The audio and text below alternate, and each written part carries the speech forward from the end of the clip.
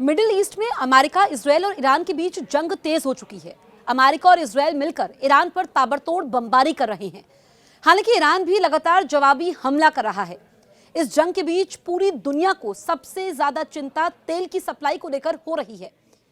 वहीं भारत में भी तेल आपूर्ति को लेकर चिंता होना लाजमी है, क्योंकि अमेरिका के साथ हुए ट्रेड डील में रूस की जगह अमेरिका से तेल खरीदने की बात कही गई है। ईरान के साथ जारी जंग का असर हार्मूज स्ट्रेट पर पड़ने की भी आशंका है। भारत का लगभग 50% कच्चा तेल इसी रास्ते से आता है। इसी चिंता के बीच भारत के लिए एक राहत भरी खबर आई है। कल रात अमेरिका ने बड़ा फैसला लेते हुए भारत को रूसी तेल खरीदने के लिए 30 दिन की अस्थायी छूट दे दी है। ये छूट सिर्फ उन टैंकरों पर लागू होगी जो पहले से समंदर में मौजूद हैं। अब सवाल यह है कि आखिर अमेरिका ने ऐसा कदम क्यों उठाया? आखिर वो कौन सी मजबूरी है जिसकी वजह से अमेरिका को ये फैसला लेना पड़ा? साथ ही ये भी जानना जरूरी है कि इस समय रूसी तेल के टैंकर आखिर कहां मौजूद है और वो कब भारत पहुंचेंगे। आइए इन सभी सवालों के जवाब तलाशने की कोशिश करते हैं। न्यूज एजेंसी रॉयटर्स के अनुसार दरअसल भारत ने पहले ही बड़ी मात्रा में रूसी तेल खरीद लिया था। कई टैंकर समंदर में हैं और वो मार्च से अप्रैल के बीच भारतीय बंदरगाहों तक पहुंचने वाले हैं। अगर इन खेपों को रोक दिया जाता तो भारतीय रिफाइनरियों को तुरंत वैकल्पिक सप्लाई ढूंढनी पड़ती। इससे कीमतें और बढ़ सकती थी। वहीं अमेरिका का ये फैसला अचानक नहीं आया। महीनों से वॉशिंगटन भारत पर दबाव डाल रहा था कि रूसी तेल कम खरीदो। अब खुद ही छूट दे दी। क्यों? क्योंकि अमेरिका की मजबूरी साफ है, वैश्विक ऊर्जा संकट से बचना। भारत अमेरिका का रणनीतिक साझेदार है।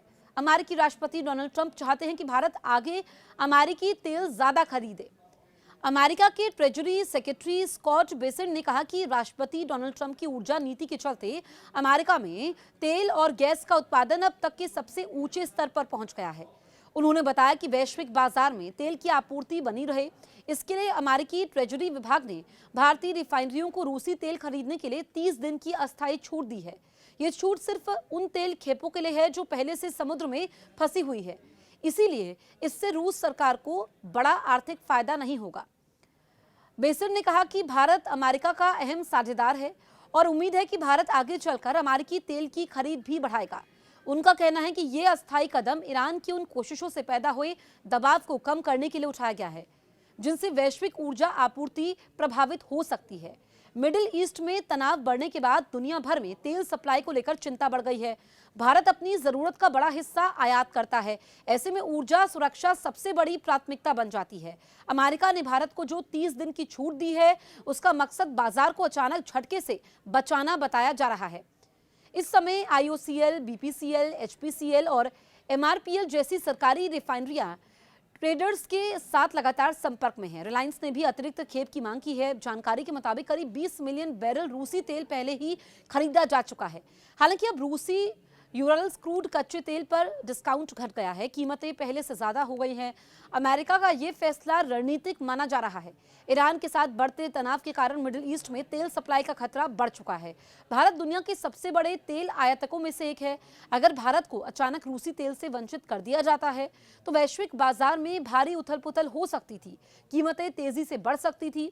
अमेरिका नहीं चाहता कि ऊर्जा संकट गहरा जाए, इसीलिए ये छूट एक स्टॉप गैप व्यवस्था के तौर पर दी गई है।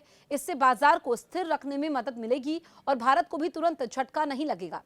रूसी तेल से भरे कई टैंकर इस समय समंदर में यात्रा कर रहे हैं। इनमें से ज्यादातर टैंकर मार्च और अप्रैल के समय भारतीय बंदरगाहों पर पहुंचेंगे। ये खेप पहले ही खरीदी जा चुकी थी और डिलीवरी प्रक्रिया में थी। इसी वजह से अमेरिका ने इन्हें अनुमति दी। भारतीय रिफाइनरियां इन खेपों पर निर्भर है। करीब 20 मिलियन बैरल तेल का सौदा पहले ही हो चुका है। हालांकि अब बाजार में उपलब्धता कम होने के कारण रूसी यूरल्स कच्चे तेल का डिस्काउंट भी घट चुका है। अमेरिका की सबसे बड़ी चिंता वैश्विक तेल बाजार की स्थिरता है। अगर भारत जैसे बड़े खरीदार को सप्लाई में झटका लगता तो अंतर्राष्ट्रीय कीमतें तेजी से बढ़ सकती थी, वैश्विक अर्थव्यवस्था पर असर पड़ता। दूसरी ओर अमेरिका चाहता है कि भविष्य में भारत रूसी तेल की जगह अमेरिकी क्रूड ज्यादा खरीदे, इसीलिए फिलहाल छूट देकर बाजार को स्थिर रखा गया है। लेकिन ये राहत स्थायी नहीं है और आने वाले समय में तेल की राजनीति और जटिल हो सकती है। ये 30 दिन की राहत अस्थायी है। अगर मिडिल ईस्ट में युद्ध लंबा चला तो तेल बाजार में अनिश्चितता बनी रहेगी। भारत को भी वैकल्पिक स्रोतों पर ज्यादा ध्यान देना पड़ सकता है। अमेरिका अब खुद बड़ा तेल उत्पादक बन चुका है और चाहता है कि भारत उसके ऊर्जा बाजार का बड़ा ग्राहक बने। आने वाले महीनों में भारत की राजनीति के समीकरण काफी अहम भूमिका निभाएंगे।